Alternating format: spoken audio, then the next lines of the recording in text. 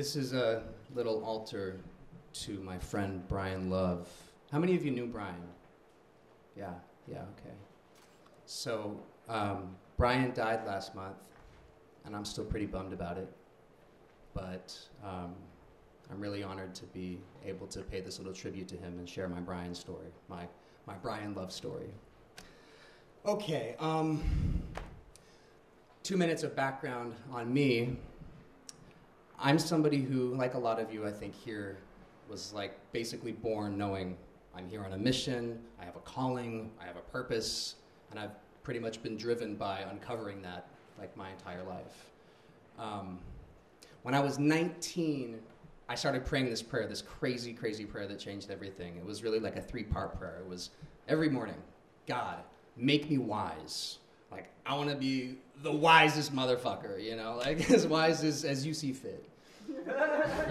Number 2, I want to see reality how it really is. Like, I know we're in the Matrix here, just show it to me, you know, show me actual reality. I would beg for that. And then when the movie The Matrix came out, I'd be like, just make me like Neo in The Matrix, you know. And then number 3, I would say, God, like, I want to achieve my highest possible potential in this life. Please help me do that. And then I would usually add, I don't care what the cost is, which, like, looking back at some of the things I've been through, I think might have been a mistake. I don't know. And so when I was in my early 20s, this prayer started getting answered in the form of psycho-spiritual events, all kinds of paranormal stuff, spirit guide visitations, like UFO encounters, prophetic visions, the whole thing. And I actually found myself, in part to the guidance that I received from this stuff, a law student and then a lawyer. I was told I'd find my purpose there. It was a part of my path, and that I'd do very well, and it'd be very easy for me, and all that happened. I just kind of like aced law school and found myself a lawyer at one of the biggest law firms in the world. And about a year in, I woke up and kind of looked around, and I was like, wait a minute, like, I thought my purpose was going to be here. Like, what's going on? I sort of felt like I'd maybe been tricked, and that I had like stupidly sold myself to the system. And so I started calling out again, and the visions came back, because I hadn't had them in a while. And this time they really came back with a vengeance. And for a number of years, I was really living this like double life. I was like going to work during the day. I was this, legal bulldog type. I rocked the suit and tie, did my best lawyer impression. And then at night, I was like this multi-dimensional shamanic initiate who was just digging as deep as I could into this stuff, entertaining these visions, going deeper and deeper down the rabbit hole. And then something happened in 2012. My guides came to me and they said, look, you need to get with the plant medicines. Like, we've got some deeper levels of contact for you, and this is how you're going to reach it. So I said, all right, fair enough. I've always been game for whatever. And so I started getting into the plants. And as promised, it took me to some other level shit. And for about a year, looking back, all of these journeys for me, it seems were about one thing. It was really an answer to that second part of my prayer. It was, reality is not as it seems, and the impossible is so fucking possible. So I reached this point where I had once again plateaued, though, because I had been shown all this impossible magic. They'd show me they can do whatever the fuck they want. They could take me anywhere. They could do anything to my perspective at all. But I was struggling in life, and so I was like, listen, I could use some of that impossible magic, like, in my actual life, please. Like, the video game is cool, but, like, can you help make my life a little better? And they said, yeah, we can do that. This is what you need. You need to find someone who can initiate you into the deeper workings of this medicine. And that's where Brian Love comes in.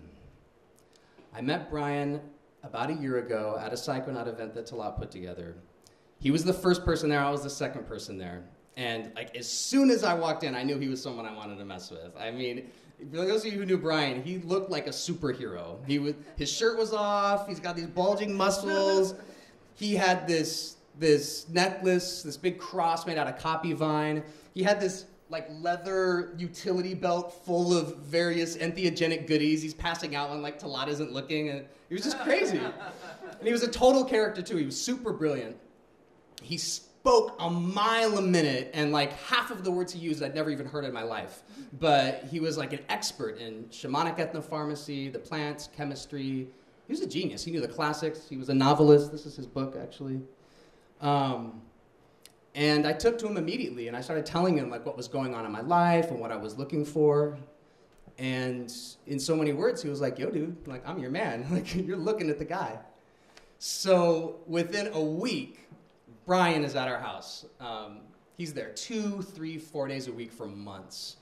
And it was just, I mean, it was a literal answer to a literal prayer. This guy was like my own private Terrence McKenna, showing me everything I needed to know about this stuff. And he would really appreciate me saying that, by the way, because Terrence was his hero, for those of you who know him. He was Terrence to me, and we hung out, and, you know, we watched a lot of Terrence, we listened to a lot of Spangel, and worked with the medicine, and just formed a really great partnership and a really beautiful friendship. And I was so, so, so grateful for all of his knowledge and everything that he was showing me, that my wife, Elizabeth, and I, we just really tried, like, in return, to just heap blessings on him and just pour unconditional love into him. Because the thing about Brian was, like a lot of us, he was a warrior of the light, but he was a pretty wounded warrior. He was really guarded, and, you know, he was on the front lines of the love revolution, constantly giving and showing his love to a world that, I don't know, always showed him a whole lot back.